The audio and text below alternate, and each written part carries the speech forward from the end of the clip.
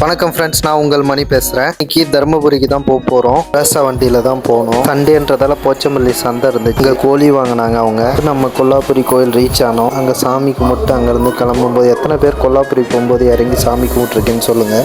தாண்டும் போதே ஒரு ஆக்சிடென்ட் பார்த்தோம். அதை பார்க்கும்போதே நம்மளுக்கு ரொம்ப பயமாக இருந்துச்சு. ரொட்டேட்டரில் இடிச்சிட்டு இருந்தாங்க. அந்த இடத்த பார்த்துட்டு கிளம்புறதுக்குள்ளேயே ஒரு காமெடி நடந்துச்சு. போனதே அதியமான் கோட்டை பார்க்கறதுக்கு தான். அந்த கோட்டையை காணணும். என்ன சொல்ல வர்றாருன்னா, ராஜீவ்காந்தி பிளேட்லேயே இதை வந்து ராஜீவ்காந்தி தேடிட்டு போனார். அதியமான் கோட்டை எங்கே இருக்குன்றது, இதுதான் அதியமான் கோட்டைன்னு அவர் சொல்கிறாரு. கேட்டுட்டு நம்ம போன இடம் தான் தருமபுரி பைரவர். அது உள்ளே போகும்போதே பழைய காலத்து சிற்பங்கள் நிறைய இருந்துச்சு. அதை சுற்றி பார்க்கும்போது ரொம்ப ஆச்சரியமாக இருந்துச்சு.